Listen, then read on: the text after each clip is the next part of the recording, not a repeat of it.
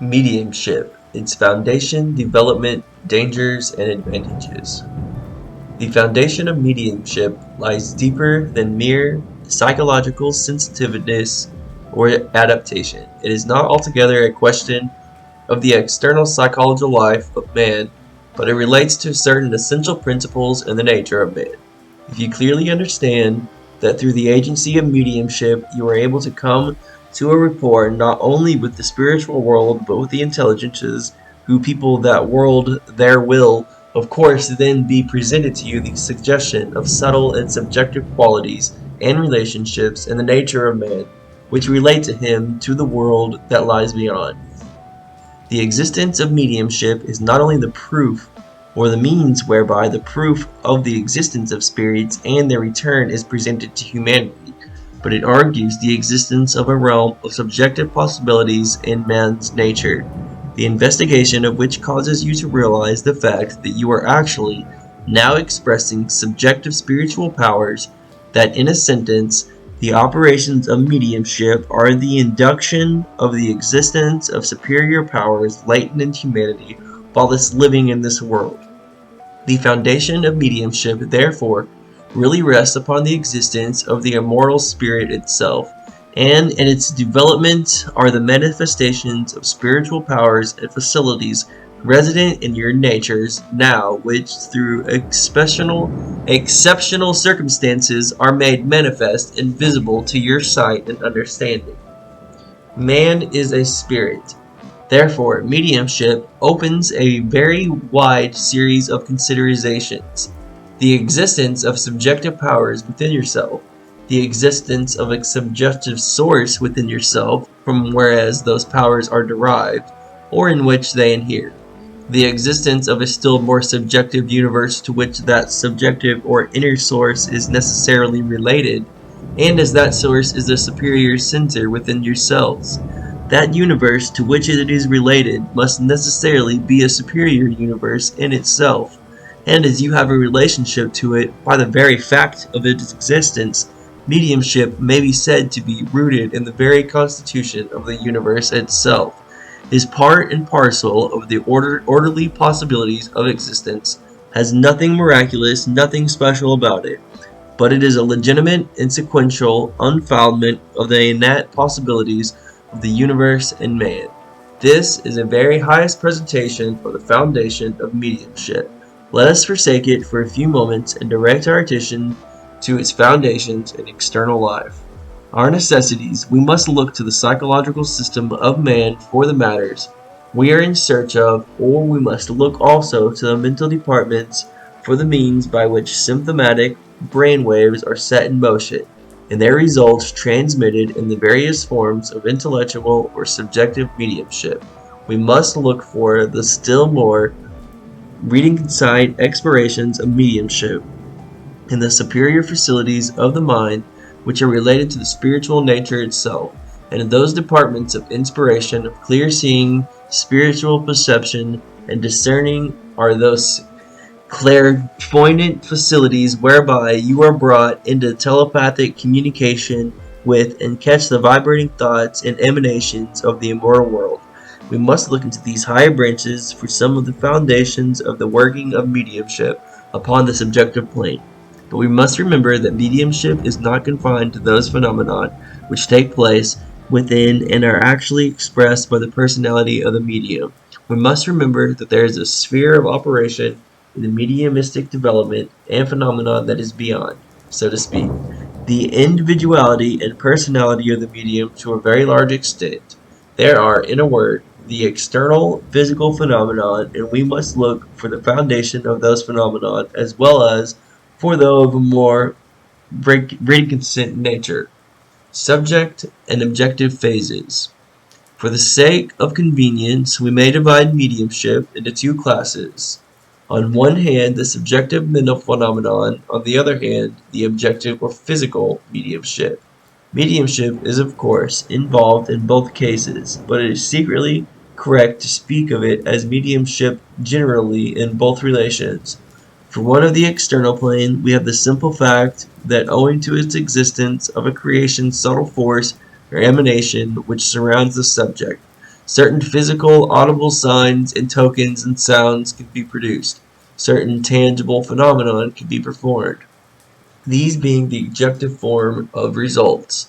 Then, on the other hand, the individual's psychology, mentally or spiritually being actually directed by a controlling intelligence for the definite expression of all the intellectual qualities and personal attributes that make up individually in its detailed form of expression, gives voice and manifestation to the personality of the mind controlling him, giving here the mental form of mediumship, in which case you have mediumship pure and simple.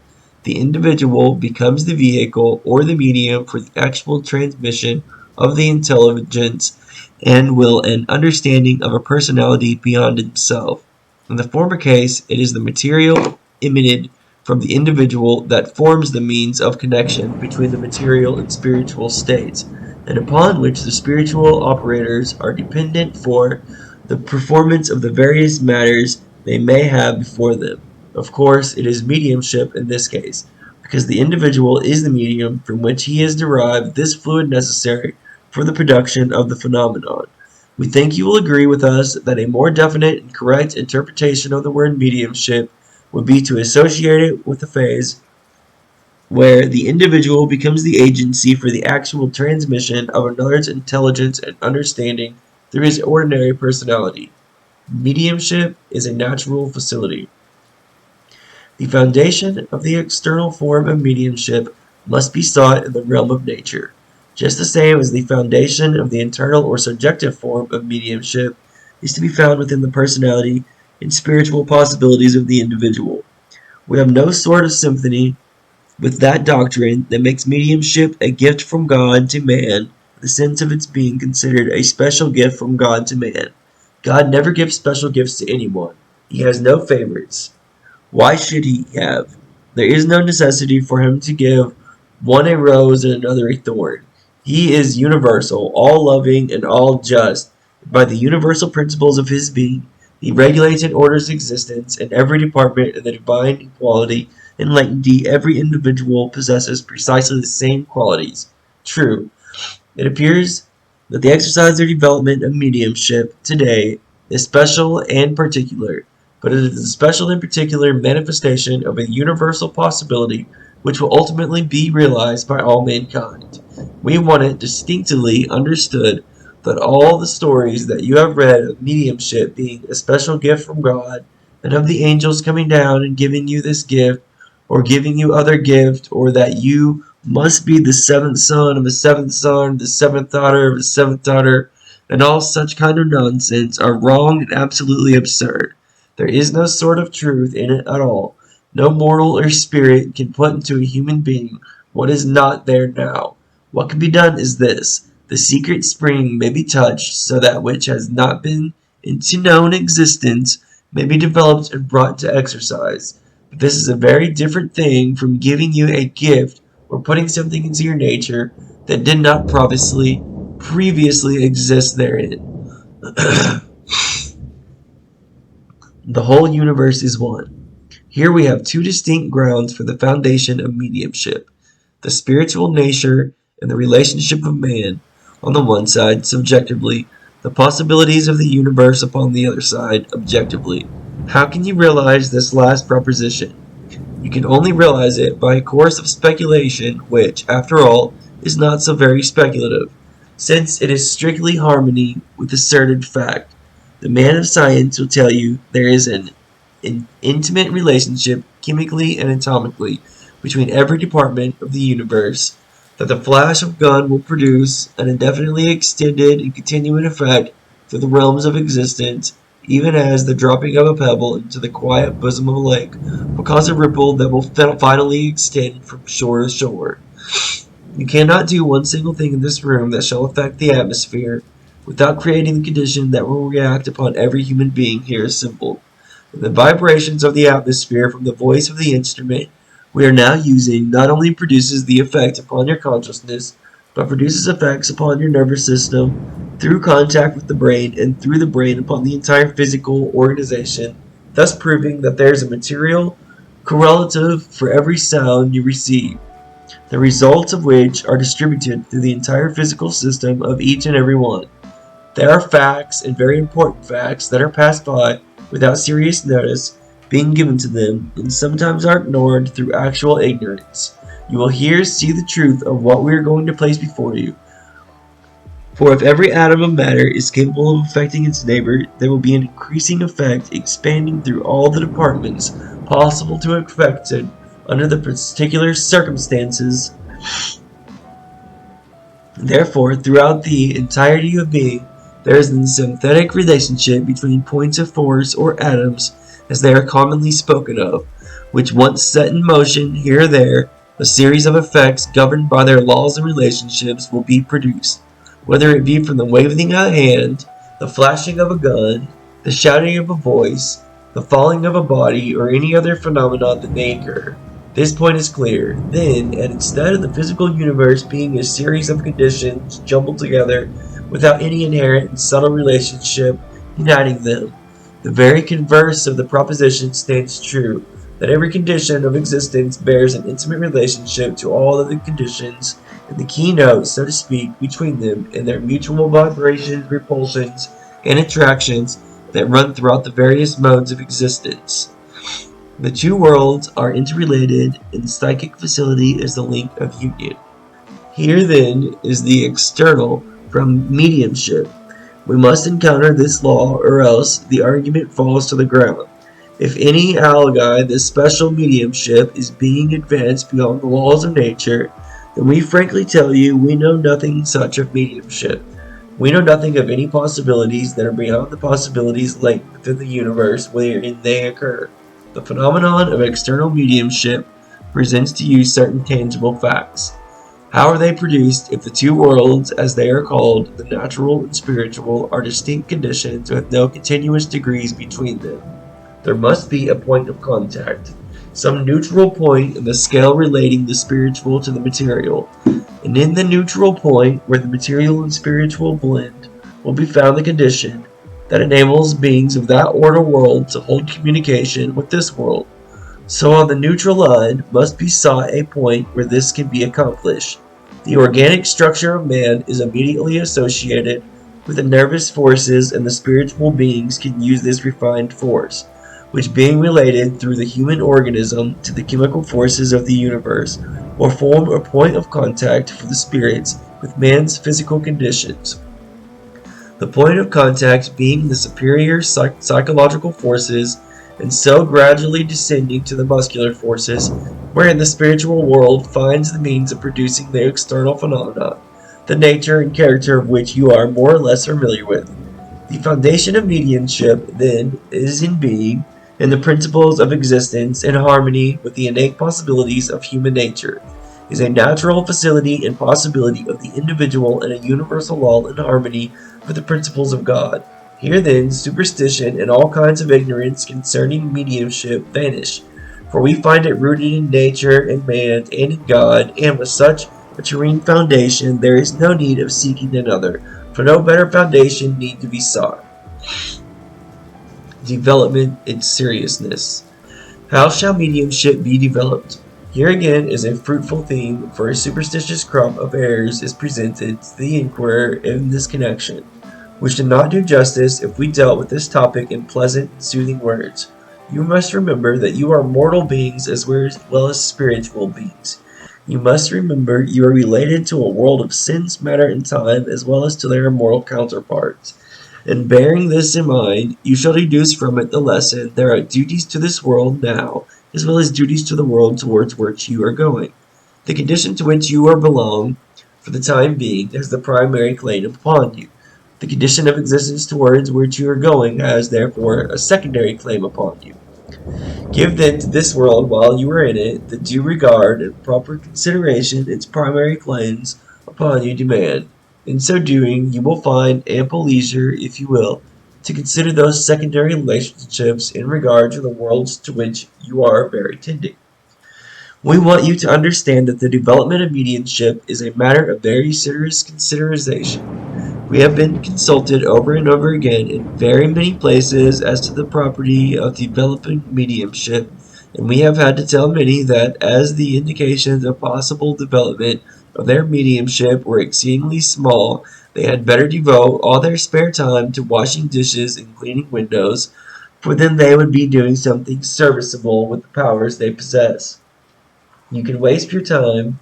You can sit in circles, absorb all kinds of psychological influence, exhaust your own, and in many cases become so filled up with contending influences that you are in a state of psychological war all the time, or so exhaust yourself that you will become as limp and useless as a rat.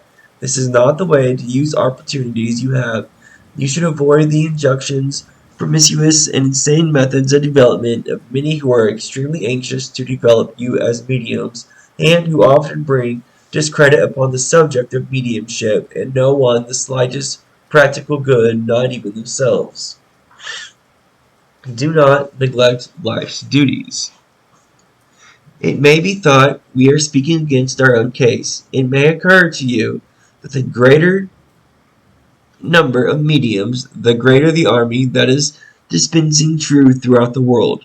Let us caution you that the development of mediumship ought not to be the highest aim of individual existence. There are duties to be done here, soil to be cultivated, men to be clothed, honorable service to be given to humanity at large, some fair and just return for all the privileges and advantages conferred upon you, which tend to make the world happier and wiser, to build upon the constitution of humanity, society wisely and truly, so that at last divine temple of a happy, virtuous, and noble humanity shall disclose its glorified proportions to the world at large. These things leading to such results being wisely and honestly performed by you will infinitely bless and better the world and give you a nobler purpose in life than will the development of mediumship, which in many cases has no other benefit or result than the gratifying of vanity or of a craving after notoriety. Mediumship, when it comes spontaneously, is the type of mediumship which is likely to be the most satisfactory, and when it comes spontaneously and manifests itself unsought and uncalled for, you can generally depend upon it that unseen directors can give you that needful instruction you require during its development. Let us suppose an ideal case. In the first instance, the development of mediumship for purely physical or external phenomenon does not make any real demand upon the intelligence or morality of the individual.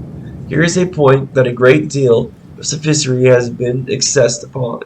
This very argument, perfectly true in itself, has been the peg upon which has been hung the most breadth garments and spiritualism has had in its wardrobe.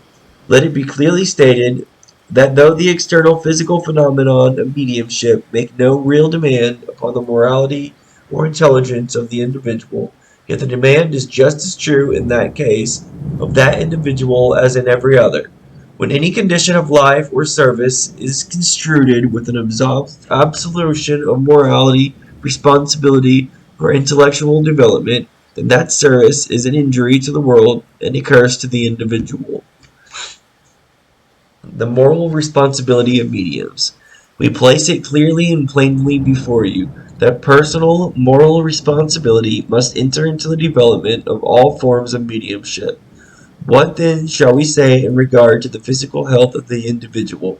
These phenomena of the external forms of mediumship depend upon their muscular, nervous, and psychological forces, and therefore everything that tends to maintain this physical health of the individual is absolutely necessary. Let us give you an illustration. You are, of course, more or less familiar with what is generally described as athletics and are aware of the fact that for the athlete has to go through a very severe course of physical training before he is considered fit to race, wrestle, run, or jump. You know how carefully he is trained, how his exercises are attended to, his diet looked after, and how he's bathed and rubbed, taken as much care of as though he was to be sold for $100 per pound actual weight. This very best possible care is taken of him, because it is found by experience absolutely needful to get this man into such splendid physical condition that he can accomplish his task to the best advantage. If this be the case with the athlete, How much more necessary that this should be done for those who have stood perpetually as gateways between the two worlds. If it is so absolutely necessary that man shall be physically clean, strong, sound, and muscular, that he may be a successful athlete, how much more, we ask, is it necessary that the same good training, the same care for health, body, the same development of nervous forces, the same development of the entire physical man should be demanded and insisted upon in the development of mediumship on the external plane? Take the argument and consider it for yourselves. It needs no enforcement from us. We repeat that the development of physical mediumship should be always associated with the greatest possible attention to the health of the individual concerned, as well as the strictest attention to the cultivation of the moral and intellectual natures. Positive and negative mediumship. When we take the subjective side of the question, we are told the case is very difficult. We must not allow the personality of the medium to interfere. The individual must be negative, he must be subjective, must be entirely put upon one side. The penalty of mediumship is very great according to this. The individual is not worth much as a medium unless he is mentally and personally very crushed down to almost perfect nullity. It is not then asking a great price. It is not influencing a very severe penalty. You pride yourself upon your individuality, your strength of mind and intellect, and will you be willing to have all this crushed out of sight? Well, no, I don't think I would, you say. How many people have said, if I was not made unconscious, I would like to be a medium, but I could never submit to have my consciousness extinguished and my individuality put upon one side. There is the instinctive protest of the soul itself against subjection with domination, and it is a voice you should heed at all times.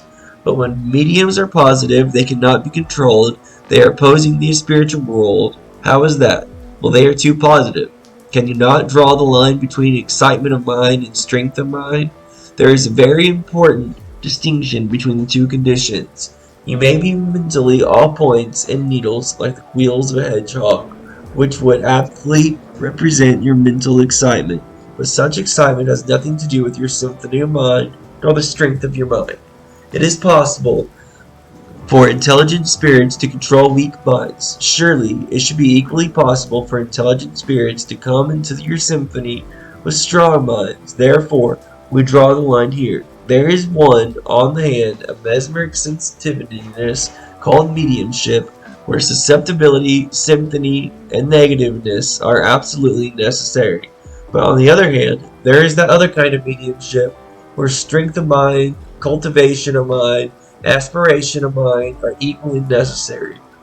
In the one case, you have the presentation of the individuality, sentient, thought, and character of particular and individual spirits embodied and disembodied. On the other hand, you have the subjective trance, the subjective inspiration, and a subjective aspiration of your own immortal soul, and the inspiration of the personalities of the spirit world seeking through the entranced brain and body, which give what is known as inspirational speaking, trance speaking, and such kind of matters as are related to these particular departments of mediumship, through the lesser to the greater.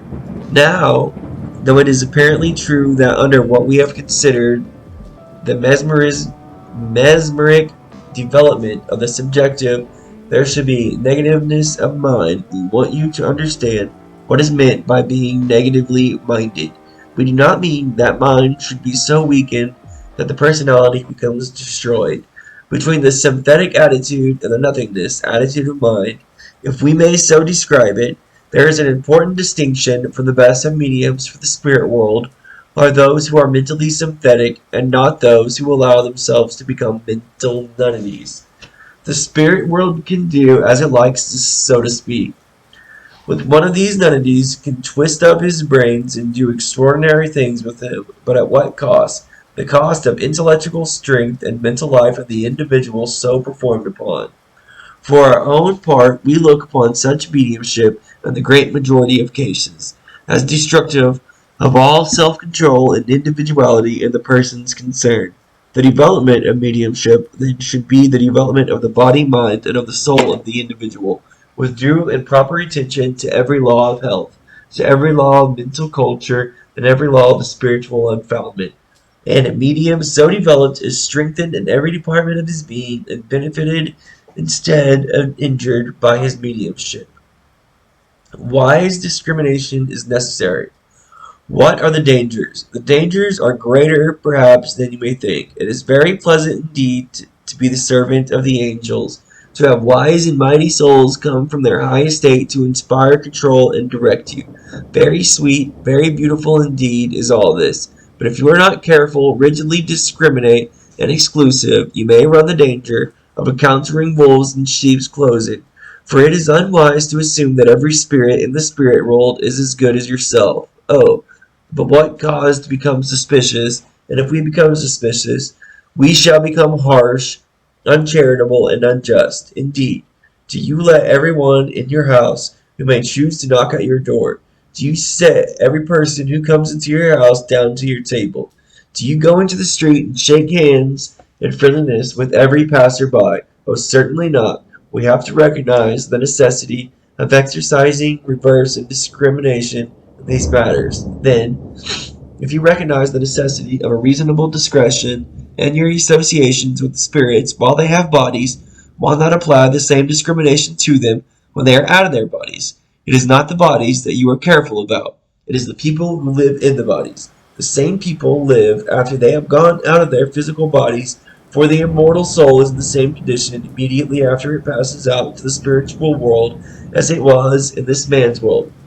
When you have tested and tried a person, and found him true and honorable, you are willing to shake hands and say, "Welcome, good friend, we are glad to see you." But to indiscriminately open your doors, maybe to let in all kinds of undesirable people, as many spiritualists forming promiscuous circles have found to their bitter cost in days and gone by. Unless you have tested and proved the spirits when they come to you, you are liable to be overrun by the dwellers upon the threshold, who may work upon your symphonies, who may have an exceedingly good time so far as they are concerned, but unfortunately at your expense. The dangers, then, if you are lacking discrimination, if you surrender your reason and judgment to the spirits, simply because they are spirits, the danger is that you may be deluded, that disaster will overtake you, that sorrow and regret will associate themselves with you. And in many cases, we have found that the results of ignorance or want of care in these discretions have been that the investigator has grown distinguished by these experiences, dismissing the whole question. Dangers which wisdom will avoid. There are personal dangers, dangers in regard to health, dangers in regard to mind, dangers in regard to the nervous condition. The inordinate practice of mediumship is just as injurious to bodily health as the inordinate practice of any other phase of human activity. You must remember that in the matter of mediumship, the strain is one of the most redefined forces of human nature, and these redefined forces being the most powerful forces, pre-purposed by their extinction of great drain upon all the powers of the system. The exercise of mediumship, then indiscriminately and persistently pursued, will lay up stories of bodily and mental trouble that will come to you by and by in physical eclipse, involving muscular and nervous paralysis, and the drying up, so to speak, of the vital juices of your being, which will cause you to grow prematurely old and utterly destroy the health of body and vigor of mind. These dangers may be obviated in regard to health and mediumship, be exercised and restrained within certain limits or bounds. The other dangers have been stated in the possibility of your being imposed upon by spiritual vagrants dwellers upon the threshold, who may come for the purpose of amusing themselves and bewildering you. Our further word of caution: it is little personal, we admit, but it is value, we think, sufficiently plain to excuse its introduction.